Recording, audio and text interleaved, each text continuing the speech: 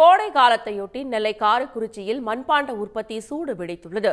மண் எடுப்பதில் நிலவும் கெடுபிடிகளை தடுத்து தங்களுக்கு அடையாள அட்டை வழங்க வேண்டும் என அரசுக்கு மண்பாண்ட தொழிலாளர்கள் கோரிக்கை விடுத்துள்ளனர்.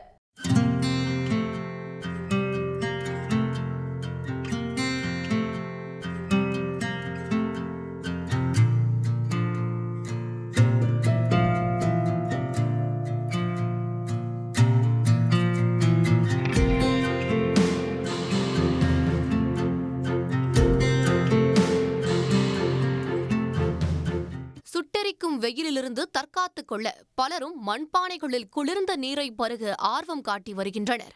இதனால் மண்பாண்ட தொழிலுக்கு பெயர் பெற்ற நெல்லை மாவட்டம் காரக்குறிச்சியில் உற்பத்தி சூடுபிடித்துள்ளது. மண்ணடுப்பு, மண்ஜாடி, தண்ணீர் பாட்டில், ஜக், கிண்ணம், கடாய் என 200 வகையான பொருட்கள் உற்பத்தி செய்யப்படுகிறது. இந்த ஆண்டு புது வரவாக மின்சாரத்தில் இயங்கும் குளிர்சாதன பெட்டிக்கு மாற்றாக மண்ணாலான குளிர்சாதன பெட்டியும் அதிக அளவில் தயாரிக்கப்பட்டு வருவதாக தொழிலாளர்கள் கூறுகின்றனர். கிட்டத்தட்ட ஒரு 200 வகையான பொருட்கள் இங்கே செஞ்சு கொடுத்துக்கிட்டு இருக்கோம்.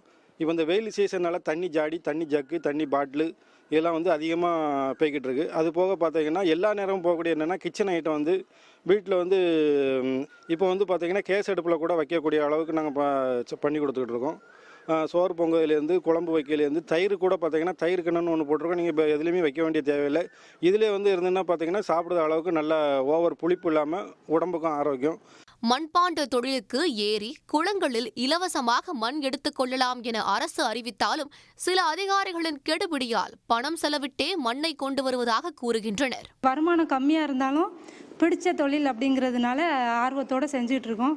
இன்னும் உள்ள தலைமுறைகள் செய்வாங்களான்னு கேட்டிங்கன்னா அது கஷ்டம்தான். ஏன்னா மண் எடுக்கிறதுக்கே அவ்வளோ கஷ்டப்படுறோம். நாங்கள் வருஷத்தில் ஒரு தடவை தான் மண் எடுக்கிறதுக்கு அனுமதி கொடுக்குறாங்க அரசாங்கம் எங்களுக்கு. ஆனாலும் அந்த மண் சரியான முறையில் கிடைக்கிறதுக்குள்ளே நாங்கள் எவ்வளவோ செலவழிக்க வேண்டியதாக இருக்குது. இலவசமான மண்ணுன்னு தான் சொல்கிறாங்க அரசாங்கம், ஆனால் இலவசமாக எடுக்கிற மாதிரி இல்லை. அதுக்கு எவ்வளவோ பணங்கள் கொடுத்து தான் நாங்கள் எடுக்கிற மாதிரி இருக்குது. மழை பெஞ்சால் வேலை கிடையாது, வெயில் அடித்தா தான் வேலை. அதுவும் ரெகுலராக இருக்காது. மண்பாண்டம் சேர தான் எங்களுக்கு சூழ வைப்பாங்க. எனக்கு சம்பளம் 300 ரூபா தான்.